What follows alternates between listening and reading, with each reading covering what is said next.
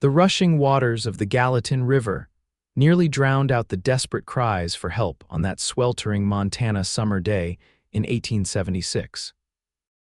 Rosemary Sullivan clutched her swollen belly with one hand and gripped a slippery boulder with the other, her soaked calico dress weighing her down as the current pushed relentlessly against her trembling legs. She had been foolish to attempt the crossing alone, but desperation had clouded her judgment. Now, as black spots danced before her eyes and the strength drained from her body, she knew she had gambled with two lives, not just her own. "Hold on, madam." The deep voice cut through the roar of the water just as Rosemary's knees buckled beneath her. Through blurring vision, she saw him tall and broad-shouldered, pushing his mount into the rushing waters without hesitation. His hat was pulled low, but she caught a glimpse of determined blue eyes before the world tilted sideways.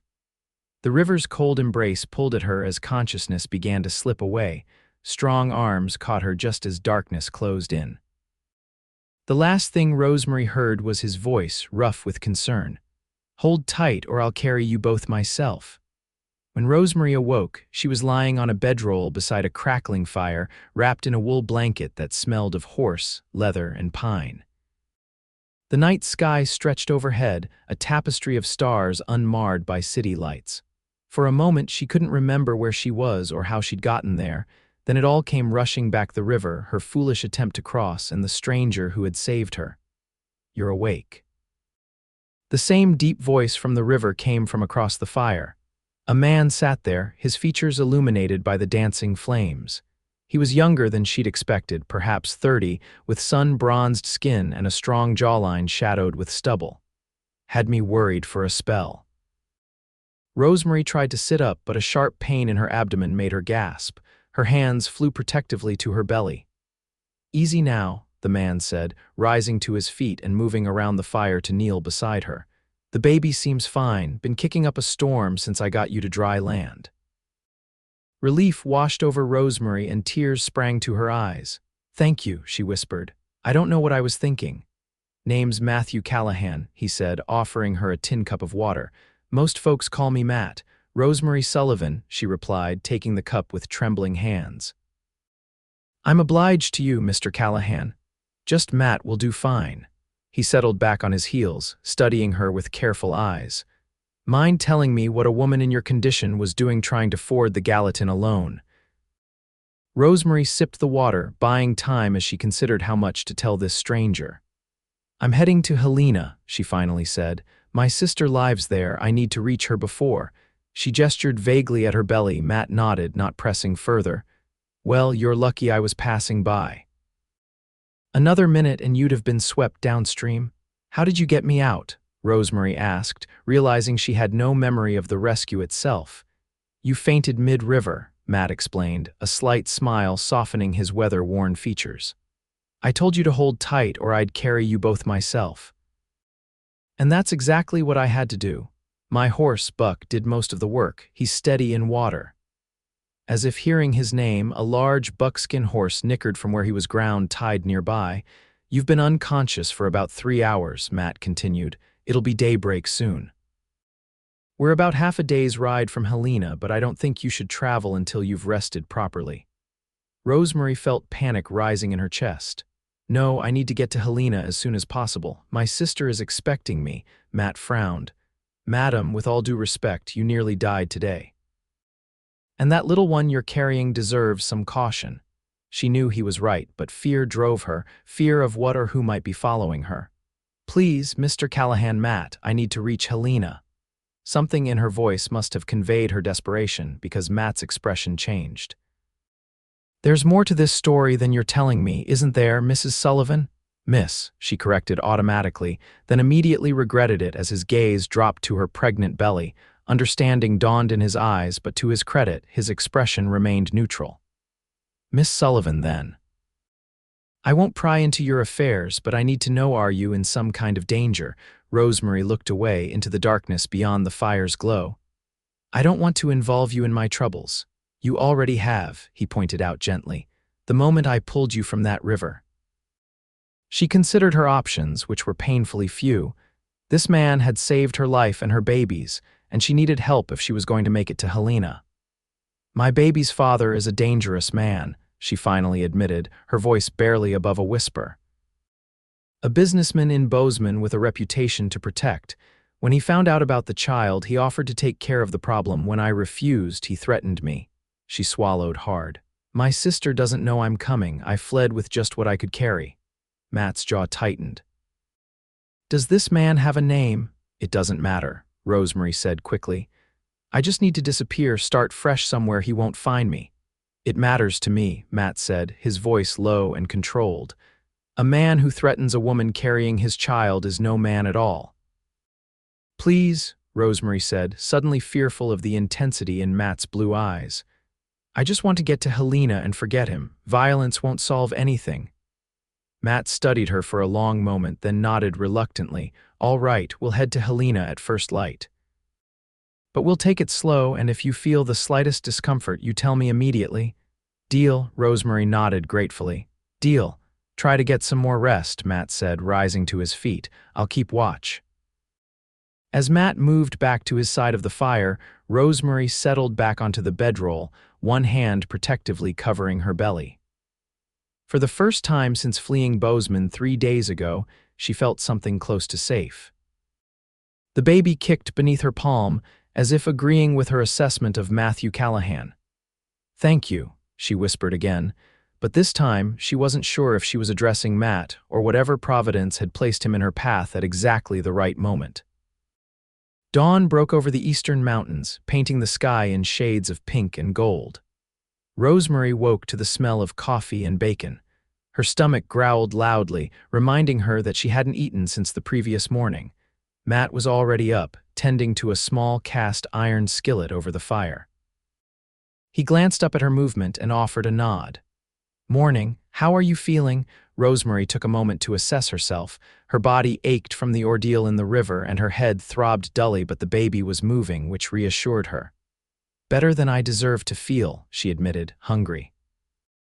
Matt asked, sliding a generous portion of bacon and beans onto a tin plate.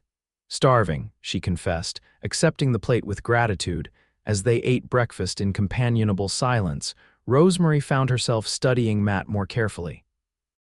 His clothes were well worn but clean denim trousers, a faded blue shirt, and scuffed leather boots. A gun belt hung on a nearby branch, the holster holding what appeared to be a well-maintained Colt revolver. He wasn't what she'd expected of a cowboy, somehow both rougher and gentler than the stereotype. "What brings you to these parts?" she asked, curious about the man who had saved her life. Matt took a sip of his coffee before answering. "I work for the Circle M Ranch, about 20 miles southwest of Helena. Been delivering some horses to a buyer in Bozeman, heading back now." "You have family in Helena?" Rosemary asked. A shadow passed over Matt's face. "Not anymore. My wife died of fever 3 years ago." He said it matter-of-factly, but Rosemary didn't miss the tightness around his eyes. "I'm sorry," she said softly. Matt nodded his acknowledgement. "Life out here is hard on women. That's why I'm curious about your sister in Helena. How long has she been there?" "Rebecca moved west about 5 years ago with her husband, Thomas," Rosemary explained. "He's a carpenter. They have a little girl now, Abigail. I've never met her."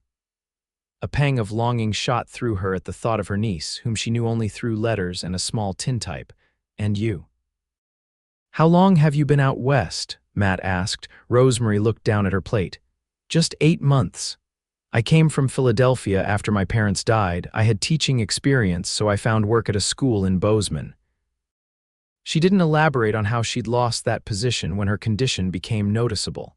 "It's a hard country," Matt said, looking out at the landscape awakening around them. "But it gets in your blood. I couldn't imagine living anywhere else now." After breakfast, Matt efficiently broke camp while Rosemary folded the blanket she'd slept under. When it came time to mount up, she hesitated. "I've never ridden astride," she admitted, eyeing Buck's tall back with trepidation. Matt's lips quirked in a half-smile. "No side saddle out here, I'm afraid. I'll help you up and you can sit in front of me. Safer that way, given your condition." With surprising gentleness, Matt lifted Rosemary onto Buck's back, then swung up behind her. The intimacy of the position made her tense, at first his chest against her back, his arms around her to hold the reins. But as Buck began to walk, setting a steady pace along a well-worn trail, Rosemary gradually relaxed into the unfamiliar but secure arrangement. "It'll take us most of the day to reach Helena at this pace," Matt said, his voice close to her ear. "If you need to stop for any reason, just say so." The day warmed quickly as they traveled, the Montana summer sun beating down from a cloudless sky. Matt kept Buck to a walking pace, clearly mindful of Rosemary's condition. They talked intermittently neutral topics like the weather, the landscapes they passed, the wildlife they spotted. Matt pointed out landmarks and shared stories about the territory, and Rosemary found herself enjoying his company despite her circumstances. Around midday, they stopped by a small creek to rest and water the horse. Matt helped Rosemary down and steadied her when her legs wobbled. "Not used to riding," she explained, embarrassed by her weakness. "Few people are their first long ride," Matt said kindly. "Rest here in the shade, I'll fix us something to eat." As Matt busied himself with the saddlebags, Rosemary settled against the trunk of a cottonwood tree, stretching her sore legs in front of her. Her hand rested on her belly, feeling the reassuring movements of the baby within. "You're doing fine, little one," she murmured. "Just a little farther." "How much longer until the baby comes?" Matt asked, glancing at her rounded middle as he handed her some jerky and hardtack. "About a month, I think," Rosemary replied, "though my mother always said first babies often come late." Matt nodded thoughtfully. "My wife," he stopped, then started again. "Sarah was early with our son, too early." The simple statement carried so much grief that Rosemary felt her heart constrict. "You lost them both," she said softly. "It wasn't a question." "Yes." Matt gazed out at the rolling landscape. "Sometimes I wonder if things might have been different if we'd been closer to a town, or if I'd been home instead of out with the herd." "You can't blame yourself," Rosemary said gently. Matt's smile was sad. "That's what people say, doesn't make it easier to believe." They fell silent, the weight of Matt's loss hanging between them.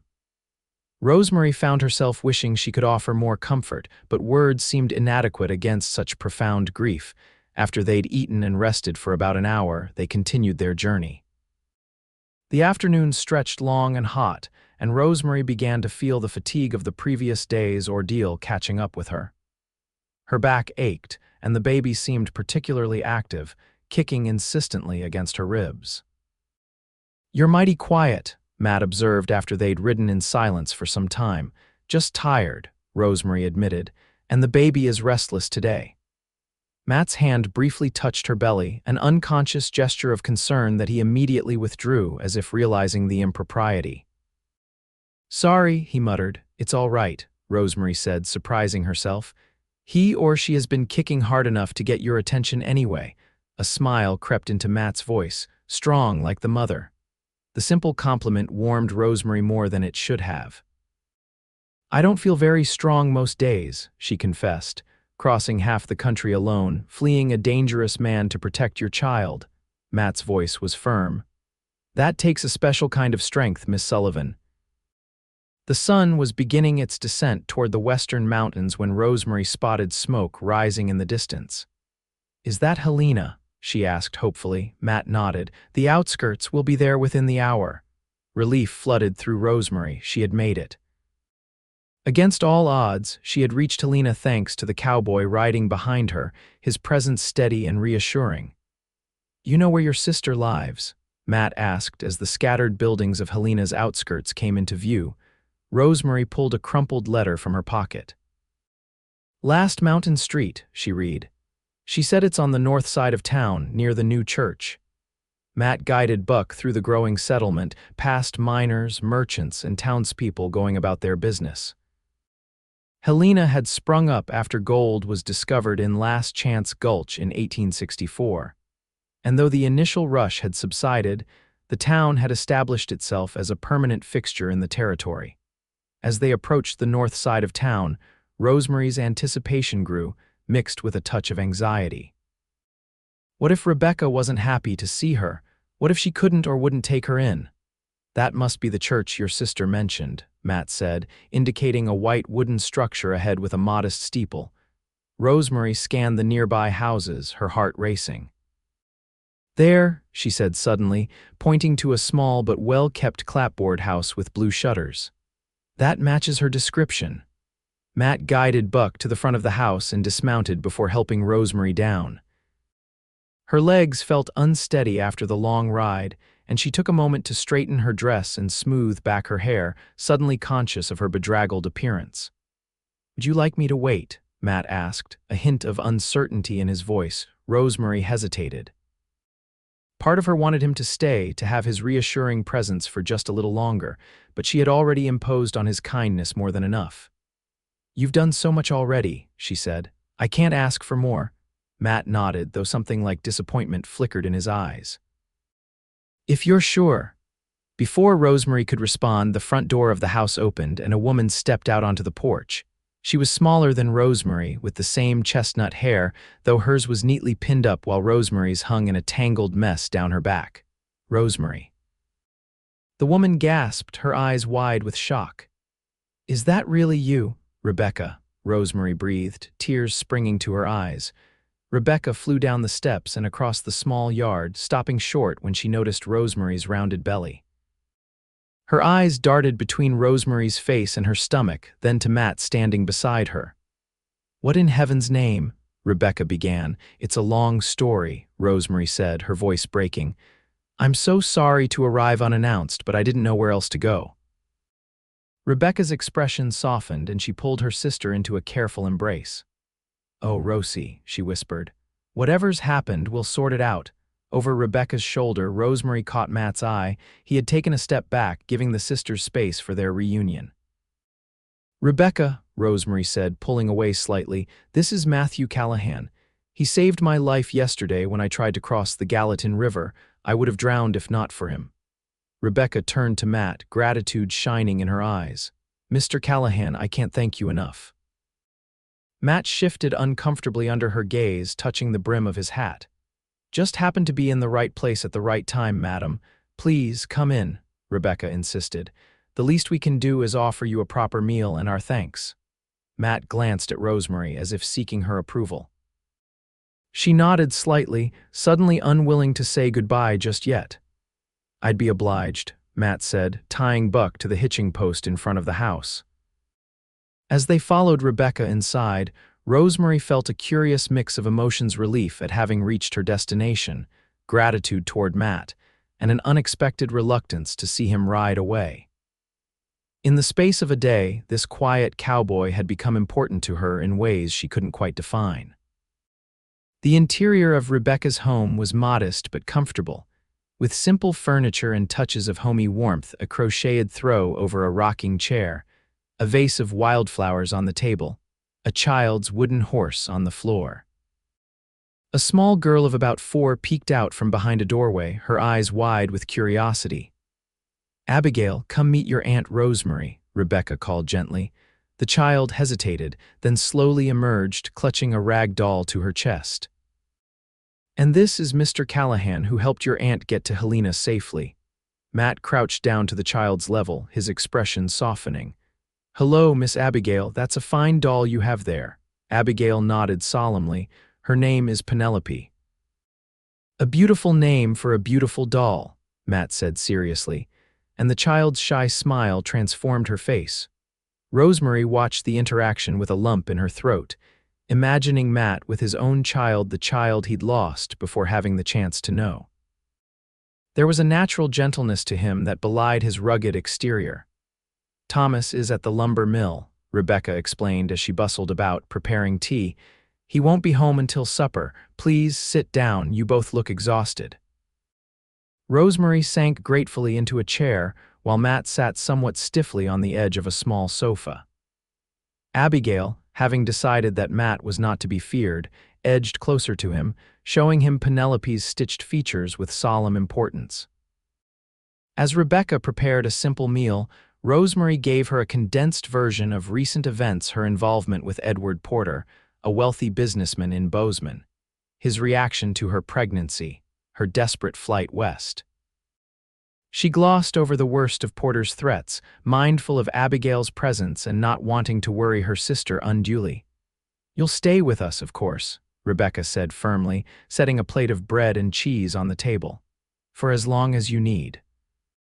"I don't want to burden you," Rosemary began, but Rebecca waved away her protest. "Your family, Rosie. Besides, Abigail could use a playmate soon enough." She nodded meaningfully at Rosemary's belly. Relief washed over Rosemary. She had hoped for shelter, but hadn't dared assume it would be offered so readily. "Thank you," she whispered. Throughout the conversation, Matt remained mostly silent, though Rosemary could tell he was listening carefully. When Rebecca asked about their journey from the river, he contributed only brief, factual details, downplaying his role in Rosemary's rescue. As the evening progressed, Thomas returned home a tall, broad-shouldered man with kind eyes who welcomed Rosemary without question and thanked Matt profusely for his assistance. They shared a simple but satisfying supper, during which Matt gradually relaxed, even sharing a few stories about life on the Circle M ranch that had Abigail giggling and the adults smiling. But as the meal concluded, the inevitable moment arrived. Matt pushed back his chair and stood. "I should be getting back to the ranch. They'll be wondering what's kept me." Rosemary felt a pang of disappointment sharper than she'd expected. This man had been a stranger to her just a day ago, yet the thought of him riding out of her life left her oddly bereft. "You're welcome to stay the night," Thomas offered. "It's getting dark and you've had a long day." Matt shook his head. "Thank you kindly, but the ranch isn't far. Buck knows the way, even in the dark." As Matt gathered his hat and prepared to leave, Rosemary followed him to the door, aware of Rebecca and Thomas exchanging meaningful glances behind her. "I don't know how to thank you," Rosemary said softly as they stepped onto the porch. The evening air had cooled and stars were beginning to appear in the darkening sky. Matt turned to face her, his expression serious in the fading light. "Knowing you're safe is thanks enough, Miss Sullivan." "Rosemary," she corrected gently. "After all we've been through, I think you can use my given name." A smile touched his lips. "Rosemary, then." An awkward silence fell between them, filled with words neither seemed to know how to say. "Will I see you again?" Rosemary finally asked, surprising herself with her boldness. Something flickered in Matt's blue eyes, hope, perhaps, or uncertainty. "Would you want to?" "Yes," Rosemary answered simply, honestly. Matt's smile broadened slightly. "Then you will. The Circle M does business in Helena regularly. I could check on you, make sure you're settling and all right." "I'd like that," Rosemary said, returning his smile. Matt hesitated, then reached out to briefly touch her hand, a gesture so light it could have been imagined. "Take care of yourself, Rosemary, and that little one." "I will," she promised. With a final nod, Matt descended the porch steps and untied Buck from the hitching post. In one fluid motion, he swung into the saddle, settled his hat more firmly on his head, and turned the horse toward the road.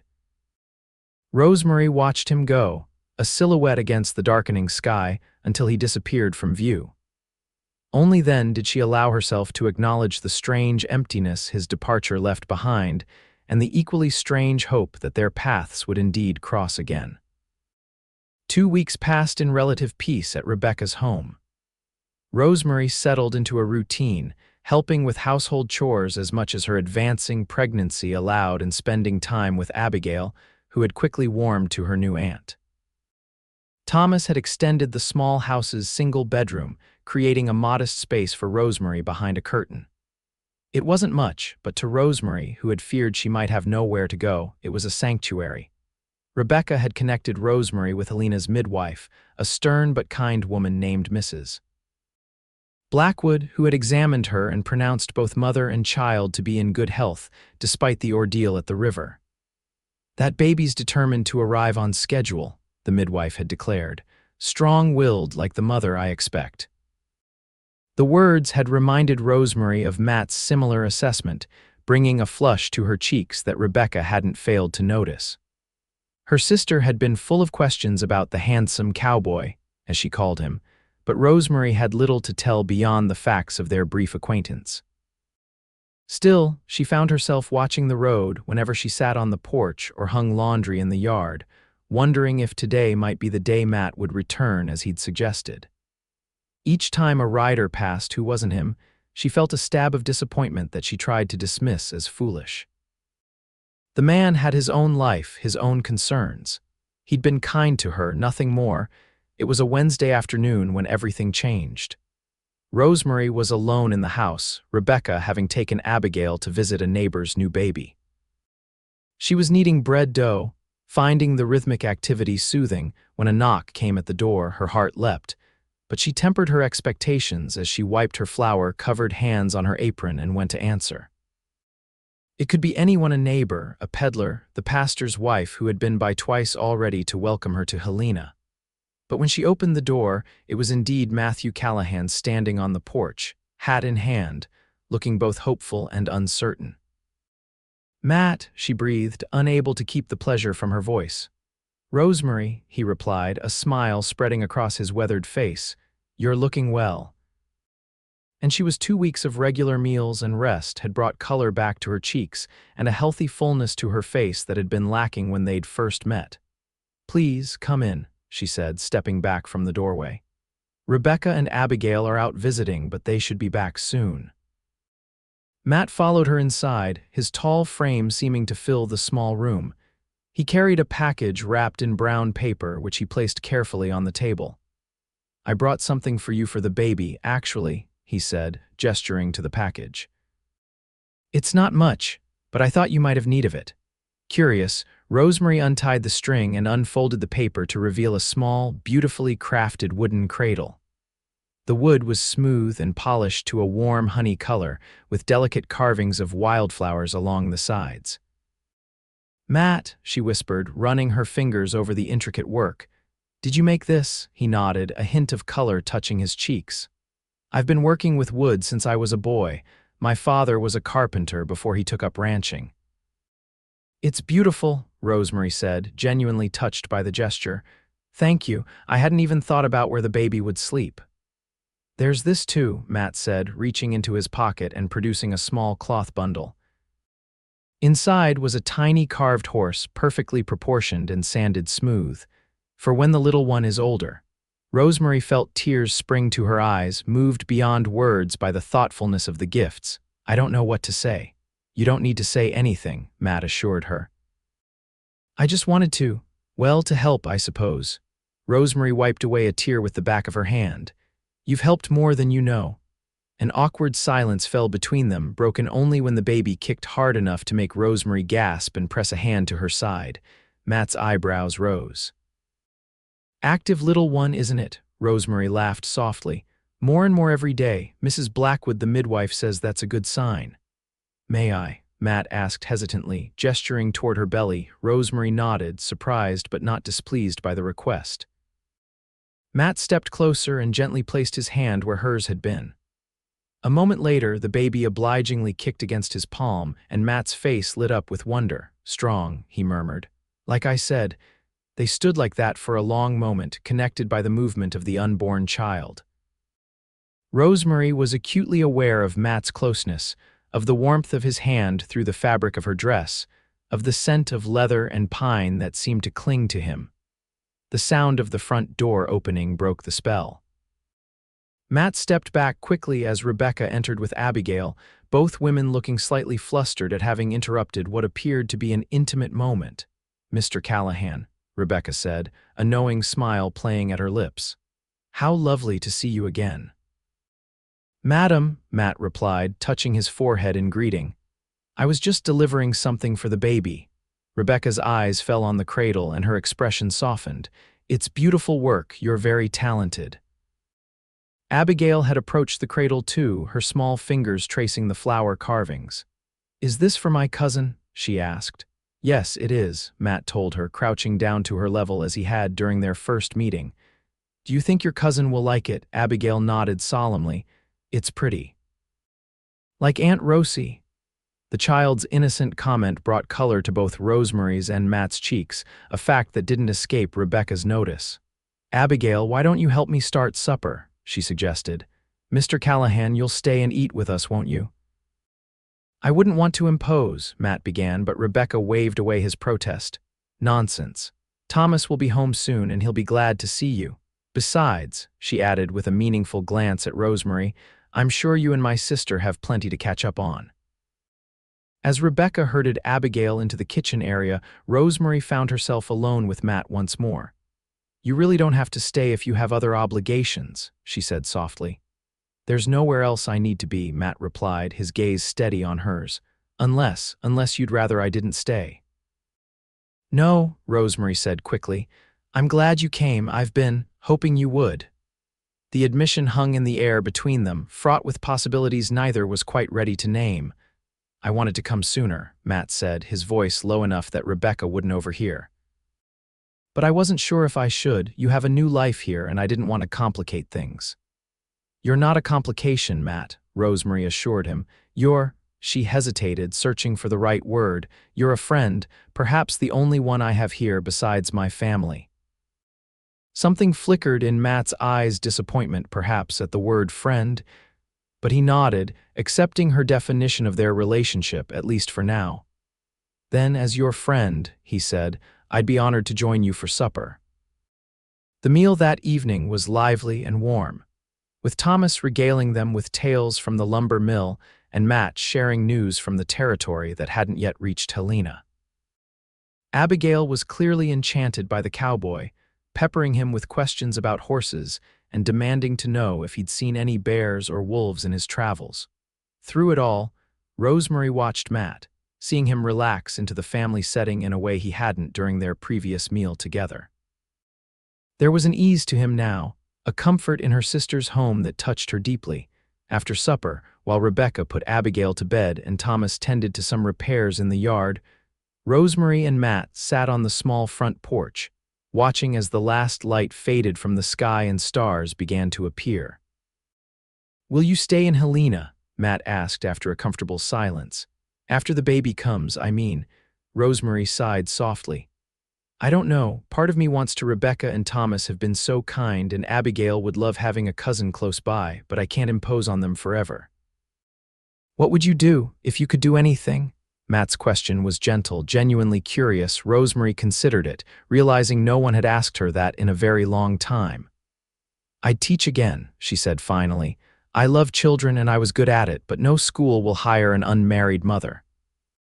That seems unfair, Matt observed. The children wouldn't know or care about such things. The parents would, Rosemary replied with a sad smile, and the school board certainly would. Matt was quiet for a moment, then said, the ranch owner's wife, Mrs. Montgomery was talking just last week about starting a small school for the children of the ranch hands. There are 8 or 9 of them now with no proper education. Rosemary turned to look at him, her heart quickening. A school at the ranch, Matt nodded. Nothing fancy, probably just the bunkhouse during daylight hours, at least to start. But Mrs. Montgomery is determined. Her own children are grown, and she says every child deserves learning. She sounds like a wise woman, Rosemary said, hope kindling within her. She is, Matt agreed. And she might not care so much about conventional arrangements. She's an unusual woman herself, was a nurse during the war, came west on her own before meeting Mr. Montgomery. Rosemary let herself imagine it for a moment, a small school, children eager to learn, a fresh start away from both Bozeman and the constraints of town life. But then reality intruded. It's a kind thought, Matt, but who would hire a woman with a newborn? I couldn't teach and care for a baby at the same time. Maybe not at first, Matt conceded. But later, when the child is a bit older, it might be worth considering. The suggestion lingered between them, a possibility that seemed both distant and tantalizingly real. Why are you doing this, Matt? Rosemary asked suddenly. Helping me, bringing gifts for the baby, suggesting ways I might build a life here. Matt looked away, his profile strong against the night sky. Because I know what it is to be alone, he said simply. To feel like the future you'd planned has been taken from you. Rosemary reached out impulsively and covered his hand with hers. I'm sorry about your wife and child, Matt, truly. Matt turned his hand beneath hers, their fingers intertwining with a naturalness that should have surprised her but somehow didn't. I thought that part of my life was over, he said quietly, that I'd never again want. He trailed off, unable or unwilling to complete the thought. Want what? Rosemary pressed gently. Matt's eyes met hers, and the emotion in them took her breath away. "A family," he whispered. "Someone to come home to." The confession hung in the air between them, charged with meaning. Rosemary's heart pounded in her chest as she realized what Matt was implying and how desperately she wanted it to be true. Before either could speak further, the front door opened, and Thomas stepped onto the porch. "Beautiful night," he commented, seemingly oblivious to the tension he'd interrupted. Rosemary withdrew her hand from Matt's, flustered by her brother-in-law's arrival. "Yes, it is," she agreed, her voice not quite steady. Matt cleared his throat and stood. "I should be heading back to the ranch." "Thank you for the meal and the company." "You're welcome anytime," Thomas said warmly. "Rebecca and I are grateful for what you did for Rosemary. She's precious to us." "She's precious to me as well," Matt said quietly, his gaze meeting Rosemary's one more time before he bid them good night and descended the porch steps to where Buck was tethered. As Matt rode away, Rosemary felt Thomas's thoughtful gaze on her. "He seems like a good man," her brother-in-law observed. "He is," Rosemary replied simply, her mind still reeling from Matt's words and the feelings they had stirred within her.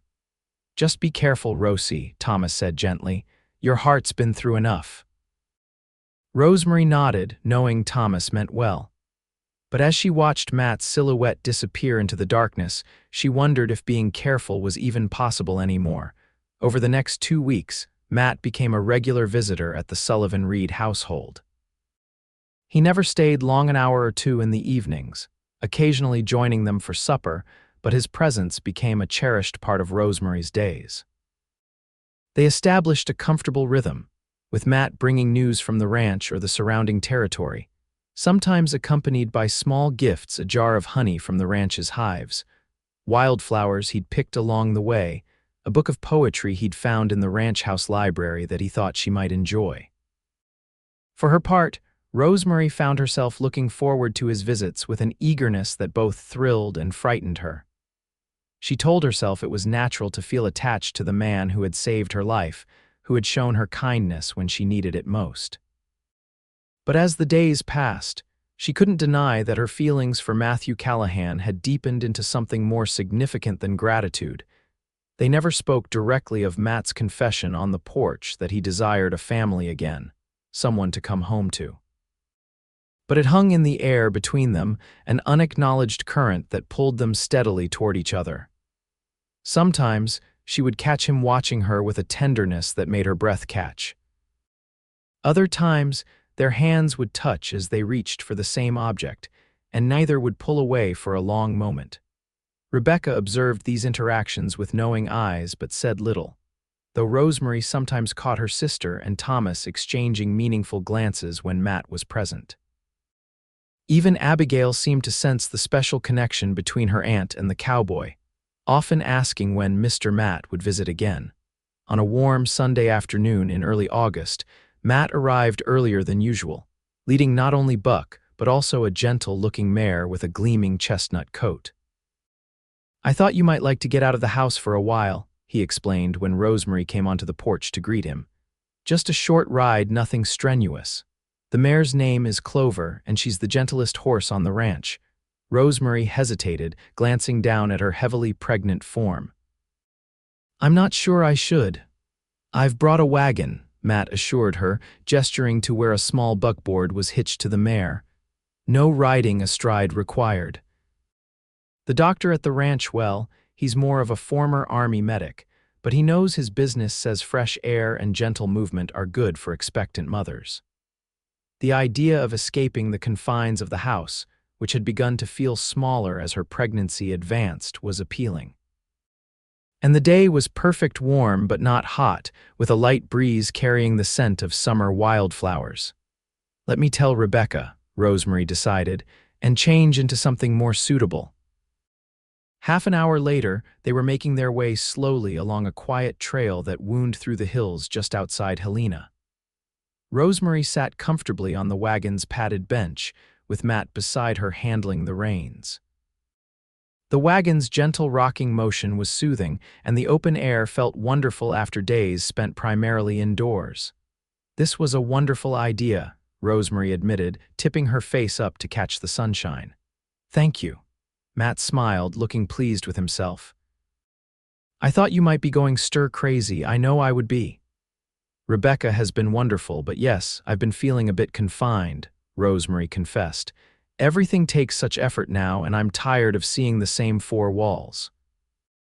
They continued along the trail, Matt pointing out features of the landscape and telling stories about the territory. Rosemary found herself laughing more than she had in months, charmed by Matt's dry wit and the animated way he described the characters he'd encountered in his years out west. Eventually, they reached a small clearing by a stream, shaded by cottonwood trees. Matt brought the wagon to a stop and helped Rosemary down, his hands strong and sure at her waist. I brought a picnic, he said, reaching into the back of the wagon and producing a basket. Nothing fancy, missus. Peterson at the ranch packed it for us. You thought of everything, Rosemary said, genuinely touched by his thoughtfulness. Matt spread a blanket on a patch of soft grass near the stream, and they settled down to enjoy the simple meal: fried chicken, biscuits, apple pie, and a jar of lemonade. The food was delicious and the setting idyllic. As they ate, a comfortable silence fell between them, broken only by the gurgle of the stream and the occasional call of a bird. I spoke to Mrs. Montgomery about the school idea, Matt said eventually, his tone casual though his eyes watched Rosemary carefully. She's very interested in meeting you. Rosemary felt a flutter of excitement mixed with apprehension. You told her about me. I told her there was a qualified teacher new to the area who might be interested in the position, Matt clarified. I didn't mention other details. Those are yours to share or not as you see fit. Gratitude washed over Rosemary. Matt understood her need to define herself on her own terms, to be more than the sum of her circumstances. When would she want to meet? Whenever you're ready, Matt said. After the baby comes, of course. There's no rush. The school wouldn't start until spring anyway. Spring, Rosemary repeated, mentally calculating. The baby would be 6 or 7 months old by then, still young, but perhaps manageable if she had help. Do you think she would consider hiring a woman with an infant? I think she'd consider hiring the right teacher, regardless of circumstances, Matt said confidently. And from everything you've told me about your teaching in Philadelphia and Bozeman, you're exactly that. Rosemary looked down at her hands, folded protectively over her belly. It would mean moving to the ranch, she said softly, away from Rebecca and Thomas. Yes, Matt acknowledged, but it's not so far, a half-day's ride. You could visit often. And where would I live? Rosemary asked practically. Surely not in the bunkhouse with the cowboys. A hint of color touched Matt's cheeks. There's a small cabin on the property near the main house. It was built for the former foreman, but he left last year and it's been empty since. Mrs. Montgomery mentioned it might be suitable for a teacher. Rosemary could see it in her mind's eye, a small cabin, a school full of children eager to learn, independence and purpose restored to her life. It was an appealing vision, but there was one element that remained unclear. And you, Matt? She asked softly. Where do you fit in this picture you're painting? Matt's blue eyes met hers, serious and intent. Wherever you want me to, Rosemary. The simple honesty of his answer stole her breath. Before she could respond, however, a sharp pain lanced through her abdomen, causing her to gasp and double over. Rosemary, Matt was beside her in an instant, his face tight with concern. What is it? What's wrong? I don't know, she managed, breathing through the pain. It feels like another contraction seized her, stronger than the first, and understanding dawned on them both simultaneously. The baby, Matt said, his voice steady despite the panic in his eyes. It's coming. It can't be, Rosemary protested weakly. It's too early. Mrs. Blackwood said another 2 weeks at least. Babies don't always follow schedules, Matt said, already gathering their things and helping Rosemary to her feet. Can you make it to the wagon? Rosemary nodded, leaning heavily on Matt as another contraction began to build. We need to get back to Helena, to Rebecca and Mrs. Blackwood. Matt helped her into the wagon as gently as possible, then climbed up beside her and took the reins. We'll get you there, he promised, turning the horses back toward town. The return journey was agonizing. Every jolt of the wagon seemed to trigger another contraction, and Rosemary found herself clutching Matt's arm as the pains intensified. For his part, Matt remained outwardly calm, though Rosemary could see the tension in his jaw and the white-knuckled grip he maintained on the reins. "Talk to me," she gasped between contractions. "Distract me." "What should I talk about?" Matt asked, clearly grasping at straws. "Anything," Rosemary pleaded. "Tell me about the ranch, about your childhood, about—" Another contraction cut her off, and she squeezed her eyes shut against the pain. "I grew up in Missouri," Matt began, his voice deliberately steady.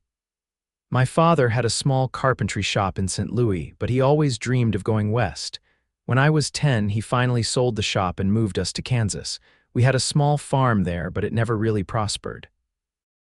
Rosemary focused on his words, using them as an anchor against the waves of pain. "What happened?" she asked when a contraction eased. "The war came," Matt said simply. "My father and older brother joined up Union side. My brother didn't come back, and my father was never the same after. When the fighting ended, he couldn't settle back into farming. That's when we came further west." Another contraction gripped Rosemary, and she bit back a cry, not wanting to alarm Matt further. When it passed, she prompted, "And then?" "We worked our way through Colorado, Wyoming, finally to Montana territory," Matt continued, guiding the horses carefully around a rough patch in the road. "My father found work building houses in mining towns, and I started breaking horses for local ranchers. That's how I ended up at the Circle M. Brought in some Mustangs I'd caught and gentled, and Mr. Montgomery offered me a job on the spot." "And your father?" Rosemary asked, grateful for the distraction despite the increasing frequency of her contractions. A shadow crossed Matt's face. "Pneumonia took him the first winter at the Circle M. It'll be 6 years this December." "I'm sorry," Rosemary said, reaching for his hand despite her discomfort. Matt squeezed her fingers gently. "He was ready to go, I think. Missed my mother and brother too much. And he died knowing I was settled somewhere good." Rosemary started to respond, but another contraction, the strongest yet, seized her, forcing a cry from her lips. Something else happened too, a rush of warm fluid soaking her skirts and the wagon seat beneath her. "Matt," she gasped. "My waters, they've broken." Matt's face paled, but his voice remained steady. "We're still a ways from town. Do you think you can make it?" Rosemary tried to nod, but another contraction followed immediately on the heels of the last, and she found herself panting, trying to remember what her mother had told her about childbirth. "I don't know," she admitted when she could speak again. "They're coming very fast." Matt surveyed the landscape quickly, making a decision. "There's a line shack about half a mile from here, used by the ranch hands when they're working this section. It's basic, but it's shelter." "Yes," Rosemary agreed, beyond caring about anything except relief from the relentless contractions. "The shack." Matt turned the horses off the main trail and urged them to a faster pace, clearly trying to balance speed with smoothness for Rosemary's comfort. Within minutes, a small, weathered cabin came into view, nestled against a stand of pines. "Almost there," Matt encouraged, guiding the wagon as close to the door as possible. "Hold on just a little longer." He helped Rosemary from the wagon with infinite care, supporting most of her weight as they made their way to the cabin door. Inside, the shack was spare but clean, a single room with a narrow bed, a table and chair, a small stove, and little else. Matt helped Rosemary to the bed, then hurried to light the stove and fetch water from the barrel outside. "I'll ride for help," he said, his tone brooking no argument. "The ranch is closer than town. I can bring back Mrs. Peterson. She's helped deliver most of the babies born at the Circle M." "No," Rosemary gasped, seizing his wrist as another contraction built. "There's no time. The baby is coming now." Matt looked stricken, but he didn't argue. "What do you need me to do?" he asked instead. "Water hot if possible," Rosemary managed between gritted teeth. "Clean cloths and you'll need to help me, the baby." Understanding dawned in Matt's eyes, along with a flash of panic quickly suppressed. "I've never." "I mean, I've helped with foaling and calving, but never." "It's not so different," Rosemary assured him, though in truth she was terrified herself. "Women have been doing this since the beginning of time." "Not alone." Matt pointed out, but he was already moving, putting water to heat on the stove and searching the shack's limited supplies for anything that might serve as clean cloths. The next hour passed in a blur of pain and effort for Rosemary. The contractions came one after another, with barely a moment's respite between them.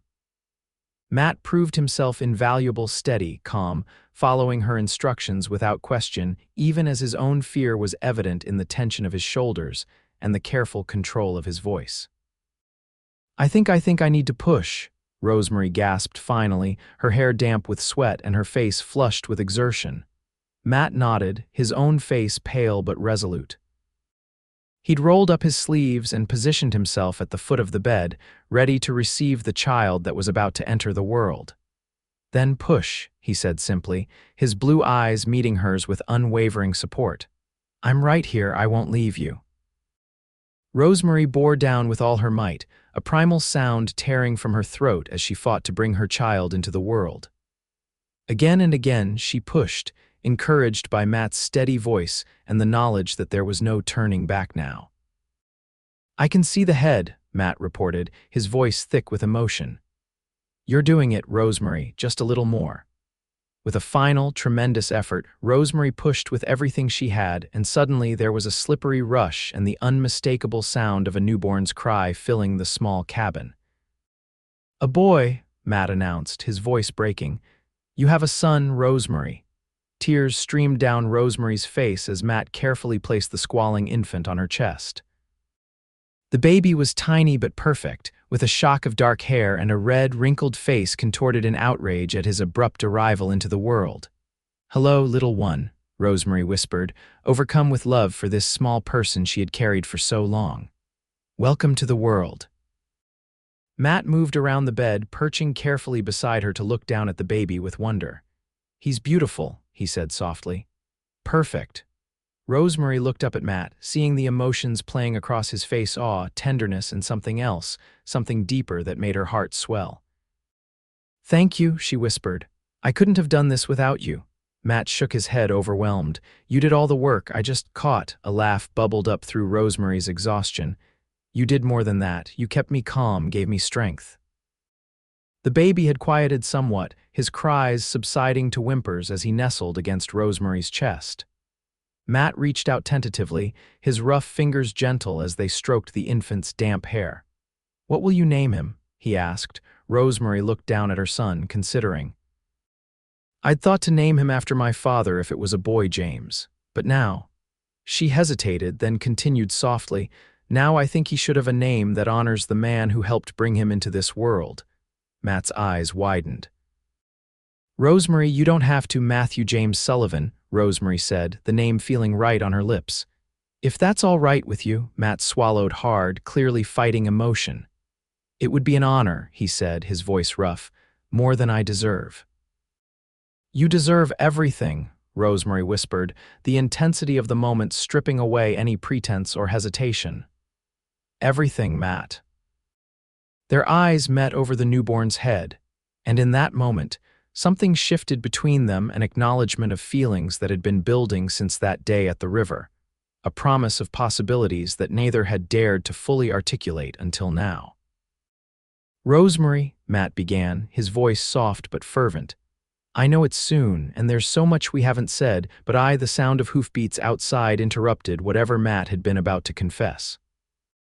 A moment later, the cabin door burst open, and Rebecca rushed in, followed closely by Thomas and an older woman Rosemary recognized as Mrs. Blackwood, the midwife. "Rosie," Rebecca cried, taking in the scene with wide eyes. "The baby, you've had the baby. How did you find us?" Matt asked, standing to make room for the newcomers but remaining close to Rosemary's side. "We were worried when you didn't return," Thomas explained, looking both relieved and a bit embarrassed to have interrupted such an intimate moment. "When we saw the storm clouds gathering, I decided to come looking. Met Mrs. Blackwood on the road. She was coming to check on Rosemary anyway. Storm." Matt glanced toward the window, and for the first time, Rosemary noticed the darkening sky outside. They'd been so focused on the birth that neither had registered the changing weather. Mrs. Blackwood had already taken charge, examining both Rosemary and the baby with efficient, practiced hands. "You've done well," she pronounced, nodding approvingly at Matt. "Mother and child both seem healthy, though I'd like to get them back to town before that storm hits." "Is it safe to move them?" Matt asked, concern evident in his voice. "Safer than leaving them here if that sky opens up," Mrs. Blackwood replied practically. "The creek between here and town could flood, and then we'd be stuck for days." Decision made, they worked quickly to prepare Rosemary and the baby for transport. Thomas had brought the family's wagon, more comfortable than Matt's small buckboard. With careful hands, Matt lifted Rosemary, still cradling baby Matthew, and carried them both to the waiting wagon. "Hold tight, or I'll carry you both myself," he murmured in her ear, echoing the words he'd spoken at the river that had started their journey together. Rosemary smiled up at him, exhausted but happier than she could remember being in a very long time. "I'm holding tight," she promised, "to both of you." The journey back to Helena was a blur for Rosemary, who drifted in and out of consciousness, secure in the knowledge that Matt rode alongside the wagon, vigilant and protective. The storm held off just long enough for them to reach Rebecca and Thomas's house, where Rosemary was settled into the bedroom with baby Matthew at her breast. As night fell and the promised storm finally broke, with rain lashing against the windows and thunder rumbling in the distance, Rosemary found herself alone with Matt once more. Rebecca, Thomas, and Mrs. Blackwood had withdrawn to give them privacy, though the midwife remained in the house, dozing in a chair in the front room. "I should go," Matt said reluctantly, standing beside the bed where Rosemary lay with the sleeping infant. "Let you rest." "Stay," Rosemary said, reaching for his hand. "At least until the storm passes, please." Matt hesitated, then nodded, settling into a chair beside the bed. His eyes were drawn repeatedly to the baby, sleeping peacefully against Rosemary's chest. "He's remarkable," Matt said softly. "So tiny but so perfect." "He is," Rosemary agreed, her heart full to bursting with love for her son and for the man who had helped bring him safely into the world. "Matt, what were you going to say?" "In the cabin before the others arrived." Matt's gaze lifted from the baby to meet hers, and the intensity in his blue eyes took her breath away. "I was going to say that I love you," he said simply, "that I think I've loved you since I pulled you from that river, and every day since has only made me more certain." Tears welled in Rosemary's eyes, but they were tears of joy, not sorrow. "I love you too," she whispered. "I've been afraid to admit it, even to myself. Afraid that it was too soon, that I was just grateful that you couldn't possibly want a woman with another man's child." Matt reached out to stroke baby Matthew's soft cheek with one gentle finger. "He may not have my blood," he said quietly, "but he already has my heart, just like his mother." "What are you saying, Matt?" Rosemary asked, hardly daring to hope. "I'm saying I want to be a father to this boy," Matt replied, his voice gaining strength and certainty. "I want to be a husband to you. I want us to be a family if you'll have me." Rosemary stared at him in wonder. "Are you asking me to marry you, Matthew Callahan?" "I am," Matt confirmed, taking her free hand in both of his. "It's sudden, I know, and I have little to offer except my heart and my hands, but I promise you this: I will love you both until my dying day. I will work to provide for you, protect you, and make a home where you and Matthew and any other children we might be blessed with can thrive." Tears spilled freely down Rosemary's cheeks now. "Yes," she whispered, her heart so full she could barely speak. "Yes, I will marry you, Matt." Matt's face lit with such joy that Rosemary felt it illuminate the room more brightly than any lamp. He leaned forward to press his lips to hers in a gentle, reverent kiss, their first that held all the promise of the future they would build together. When he pulled back, Matt's eyes were suspiciously bright. "I should probably ask Thomas for his blessing," he said, a hint of humor in his voice, "being your closest male relative." "I think he already knows what's in your heart," Rosemary replied, smiling through her tears. "And Rebecca has been expecting this since the moment you first rode up to their door." "Was I that transparent?" Matt asked ruefully. "We both were," Rosemary admitted. "Everyone saw it before we were ready to admit it ourselves." Baby Matthew stirred against her chest, making tiny sounds of discontent until Rosemary adjusted him to nurse again. Matt watched the intimate moment with wonder, not embarrassment, his expression one of profound tenderness. "When would you want to marry?" he asked after a moment. "I know you'll need time to recover and to adjust to motherhood." "Not too long," Rosemary decided. "Perhaps a month, time enough for me to heal and for us to make arrangements. Will Mrs. Montgomery mind having a married cowboy with a family?" Matt smiled. "She's been dropping hints about my bachelor state for months now. I think she'll be delighted, especially when she learns her new teacher comes as part of the package." "So we would live in that cabin you mentioned?" Rosemary asked, trying to picture their future home. "For a start," Matt nodded. "It's small but sound. 2 rooms, a good roof, a proper stove. We can add to it as needed." As the family grows, he added, a hint of color touching his cheekbones. "I'd like that," Rosemary said softly. "A home of our own, built with your hands, filled with children and love." Matt leaned forward to kiss her again, sealing their agreement with a tenderness that promised much more to come when the time was right. Outside, the storm began to abate, the thunder moving into the distance, and the rain softening to a gentle patter against the window. "Rest now," Matt murmured, stroking Rosemary's hair back from her forehead. "I'll be here when you wake." Rosemary believed him not just about tonight, but about all the days and nights to come.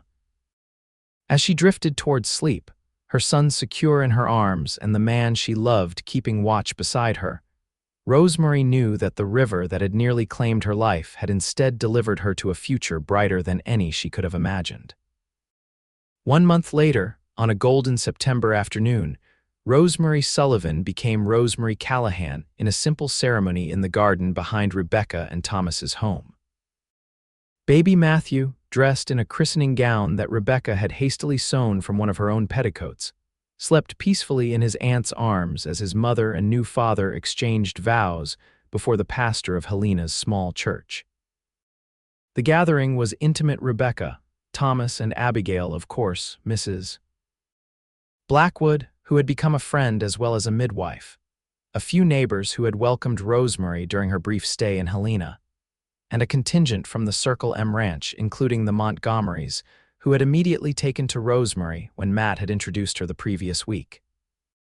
"You look beautiful," Matt whispered as they turned to face their small audience after the pastor pronounced them husband and wife.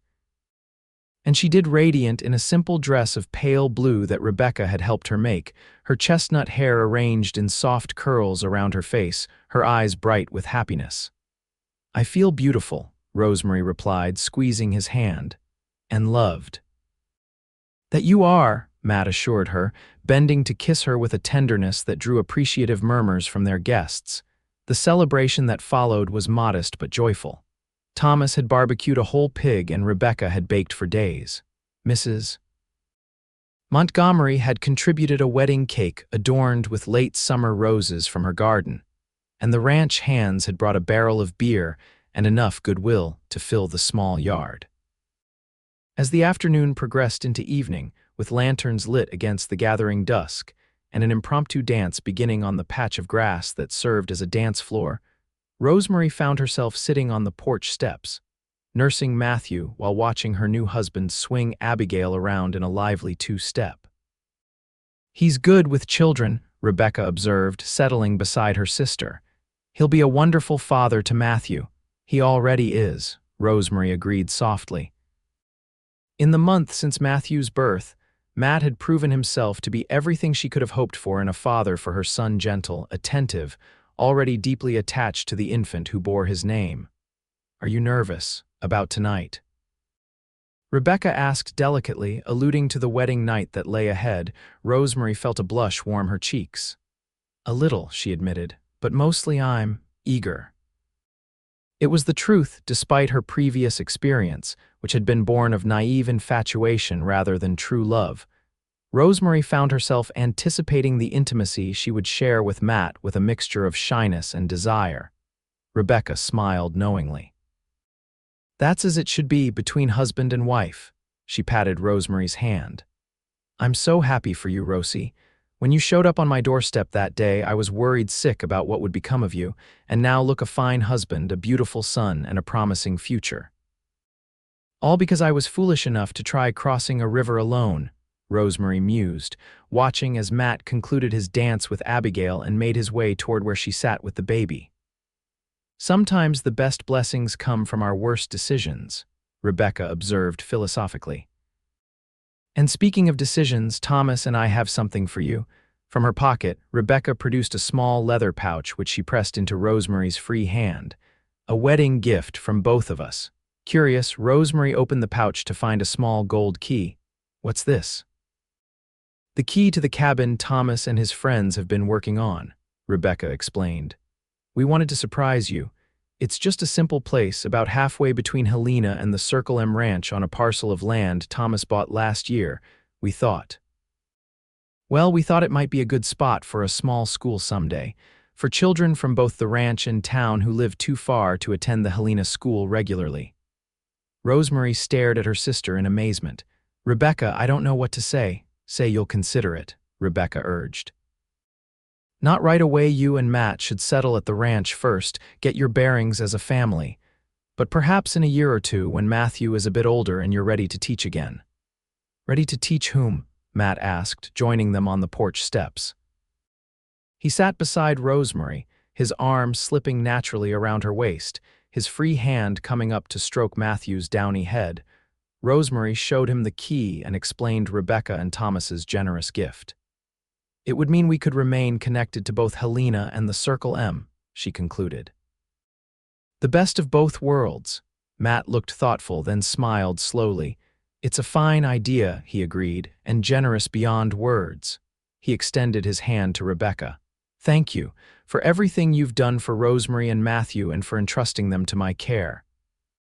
Just make them happy, Rebecca said simply, clasping his hand. That's all the thanks we need. As darkness fell and the celebration began to wind down, Rosemary found herself growing both tired and nervous. Matt must have sensed her fatigue, because he soon made their excuses to the remaining guests. They would spend their wedding night at the hotel in Helena, a luxury Matt had insisted on despite Rosemary's protests that it was an unnecessary expense. My wife deserves a proper wedding night, he had said firmly when she suggested they simply stay at Rebecca's or head directly to the ranch. Not a cramped corner of her sister's house or a dusty cabin we haven't even had time to clean properly. And so, after tender goodbyes to Rebecca, Thomas, and a sleepy Abigail, and with baby Matthew securely bundled in Rosemary's arms, the newly formed Callahan family made their way to Helena's best hotel. Their belongings, Rosemary's few possessions, and the wedding gifts they'd received would follow the next day when they departed for the Circle M. The hotel room was modest but clean, with a large bed, a washstand, and a small crib that the proprietor's wife had arranged for when she learned a baby would be among the guests. Matt carried their single valise while Rosemary cradled Matthew, who had fallen asleep on the short walk from Rebecca's house. Once inside, with the door closed against the world, a shy awkwardness fell between them. For all the intimacy they had shared during Matthew's birth and the tenderness of the past month, they had maintained a careful propriety, mindful of Rosemary's need to heal and the presence of Rebecca and Thomas's household. Are you tired? Matt asked gently, setting down the valise and removing his hat. You should rest if you need to. Rosemary smiled, touched by his consideration. Let me settle Matthew first, she said, moving to the small crib and carefully laying her sleeping son within it. The baby stirred but didn't wake, his tiny fist coming up to rest beside his cheek. When she straightened and turned back to Matt, Rosemary found him watching her with such love in his eyes that it took her breath away. Wife, he said softly, testing the word as if savoring it. Husband, she replied, the word filling her with a deep contentment. Matt crossed to her then, taking her hands in his. I meant what I said in my vows today, he told her earnestly. I will cherish you and Matthew all the days of my life. I will be faithful and kind and true. I know you will, Rosemary whispered, raising one hand to touch his cheek. I have never been more certain of anything. Matt turned his head to press a kiss to her palm, then gently drew her into his arms. May I kiss you, Mrs. Callahan? He asked, his voice husky with emotion and desire. I wish you would, Mr. Callahan, Rosemary replied, tilting her face up to his with a smile that held both invitation and promise. Their lips met in a kiss that began gently but quickly deepened, conveying all the longing and love that had built between them over the past 2 months. Matt's arms tightened around her waist, drawing her closer, while Rosemary's hands slid up to tangle in his hair, knocking his hat to the floor in the process. When they finally broke apart, both were breathless. "I've wanted to do that properly since the first time I saw you conscious," Matt admitted, his blue eyes dark with desire. Even soaking wet and half drowned, Rosemary teased, her own pulse racing at the intensity of his gaze. "Especially then," Matt confirmed with a grin. "You were the most beautiful thing I'd ever seen, even looking like a drowned cat." Rosemary laughed softly, then sobered, her expression turning serious. "I'm not experienced in these matters," she said hesitantly. "At least not in the way a wife should be," understanding dawned in Matt's eyes. "Rosemary, we don't have to, I want to," she interrupted, her cheeks flushing. "Very much, I just meant, I don't know how to please you, how to be a proper wife." Matt's expression softened. "There's no hurry," he assured her. "We have the rest of our lives to learn each other." "And as for pleasing me," he brushed a strand of hair back from her face with infinite tenderness. "You already do, just by being you." Their second kiss was slower, deeper, an exploration rather than a claiming. Matt's hands remained respectfully at her waist, even as Rosemary felt her own boldness growing, her fingers tracing the strong line of his shoulders beneath his shirt. "Perhaps," she suggested when they parted again, "you could help me with the buttons." The simple request lit a fire in Matt's eyes, but his hands remained gentle as he turned her carefully and began to unfasten the long row of buttons down the back of her wedding dress. Each newly exposed inch of skin received a soft kiss, until Rosemary was trembling with anticipation. What followed was a discovery for them, both Rosemary learning the joy that could exist between a man and woman who truly loved each other, Matt rediscovering pleasures he had thought lost to him forever. They came together with tenderness and passion, their union both a culmination of the journey that had brought them to this point and a beginning of the life they would build together. Much later, as they lay entwined in the hotel bed, Matthew's soft breathing a counterpoint to their whispered conversation, Rosemary reflected on the extraordinary path that had led her to this moment. "If I hadn't been so desperate that day at the river," she mused, her head resting on Matt's chest, his heartbeat strong and steady beneath her ear, "if you hadn't been passing by at exactly that moment." "Providence," Matt said simply, his fingers tracing lazy patterns on her bare shoulder. "My mother would have called it God's hand. And what do you call it?" Rosemary asked, lifting her head to look into his eyes. Matt smiled, the love in his gaze warming her to her core. "The luckiest day of my life," he said, drawing her down for another kiss. "The day I found my heart again." The years that followed proved the truth of Matt's words many times over. The Callahan family thrived at the Circle M Ranch, where Rosemary began teaching the ranch children the following spring, with baby Matthew often asleep in a cradle beside her desk, or playing on a blanket in a corner of the converted bunkhouse that served as a schoolroom. Matt continued working as one of the ranch's most valued hands, earning a reputation throughout the territory for his skill with horses. As promised, he expanded the cabin they called home, adding a proper bedroom for Matthew and a small study where Rosemary prepared her lessons. 2 years after their wedding, Rosemary gave birth to a daughter they named Sarah Rebecca, honoring both Matt's first wife and Rosemary's beloved sister. Unlike her brother's dramatic entry into the world, Sarah arrived with minimal fuss, attended by Mrs. Peterson and the ranch's doctor in the comfort of their own home. "She has your eyes," Matt observed, cradling his newborn daughter with a tenderness that brought tears to Rosemary's eyes. Beside the bed, 3-year-old Matthew peered curiously at his baby sister, his dark hair so like his mother's falling over eyes that had somehow captured the same clear blue as his adoptive father's. "And your stubbornness," Rosemary teased, recalling how the infant had refused to be born until she was good and ready, despite a full day of labor. "Heaven help us when she's older." "Heaven help the boys of Montana Territory," Matt agreed with a grin. she'll be as beautiful as her mother." As Sarah grew, it became clear she had inherited not only Rosemary's green eyes, but also Matt's affinity for horses. By the time she was 5, she was fearlessly riding her own pony, a gift from Mr. Montgomery on her 4th birthday. The school on the land Thomas had given them became a reality 3 years after their marriage, when Matthew was old enough to attend as Rosemary's first official pupil. The one-room schoolhouse served children from both the Circle M and the outlying farms and ranches near Helena, with Rosemary earning a reputation as a firm but loving teacher who expected the best from her students and usually got it. Rebecca and Thomas were frequent visitors, with Abigail often staying for weeks at a time, especially during the summer months when she could help with the younger children and join in the ranch activities she loved. The families grew closer over the years, bound by both blood and the deep friendship that had developed between Matt and Thomas. Edward Porter, the man who had fathered Matthew, never reappeared in their lives. Rosemary heard through occasional letters from a former colleague in Bozeman that Porter had married a banker's daughter and moved to San Francisco, apparently content to forget his past indiscretions. While Rosemary had once feared his return, she eventually came to see his absence as yet another blessing.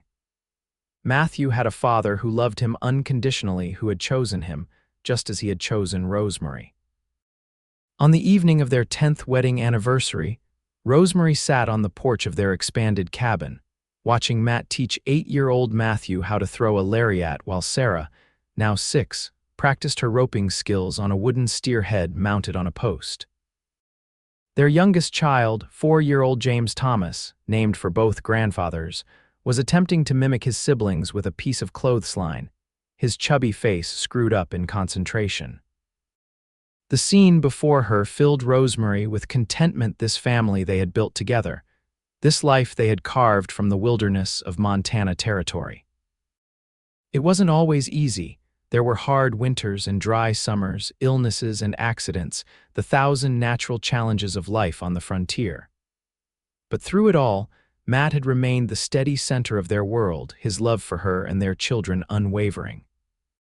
As if sensing her thoughts, Matt looked up and caught her eye, a slow smile spreading across his face, the same smile that still made her heart beat faster after a decade of marriage. He said something to Matthew, ruffled Sarah's hair, and made his way to the porch, settling beside Rosemary on the bench they had built together during her first pregnancy. "Happy anniversary, Mrs. Callahan," he said, taking her hand and pressing a kiss to her palm, a gesture that had become a cherished ritual between them. "Happy anniversary, Mr. Callahan," she replied, leaning into his side as his arm came around her shoulders. 10 years, can you believe it? "Feels like yesterday and forever all at once," Matt observed, watching as James finally managed to loop his rope around the fence post, prompting cheers from his older siblings. "You ever regret it?" Rosemary asked, the question slipping out before she could stop it. "Taking on another man's child, marrying a woman you barely knew," Matt turned to her, surprise evident in his expression. "Regret? Rosemary, from the moment I pulled you from that river, my life has been more complete, more meaningful than I ever imagined possible." He glanced at their children, playing in the golden light of the setting sun. "How could I regret a single moment that led to this?" Rosemary smiled, leaning up to press a kiss to his cheek, still rough with stubble at day's end. "I love you, Matthew Callahan. More than I did the day I married you, which I wouldn't have thought possible then." "And I love you," Matt replied, his voice husky with emotion, "more with each passing day." As they sat together, watching their children play in the lengthening shadows, Rosemary reflected on the journey that had brought them to this moment. It had begun with fear and desperation at a river crossing, with a fainting woman and a cowboy's promise. "Hold tight or I'll carry you both myself." Matt had kept that promise and so many others since. He had carried them figuratively and sometimes literally through every challenge and joy that life had presented. And Rosemary had held tight, just as she'd promised, to the love they had found in the most unexpected of circumstances. Together, they had built something beautiful and enduring, a family a home, a legacy of love that would continue long after they were gone. And it had all started with that fateful day at the Gallatin River, when a desperate young woman and a lonely cowboy found in each other exactly what they needed, exactly when they needed it most. Providence, Matt's mother would have called it. Luck, others might say. But to Rosemary, it was simply love, the kind of love that rescued, that healed, that built and grew and lasted. The kind of love worth holding tight to through all the rivers they would cross together.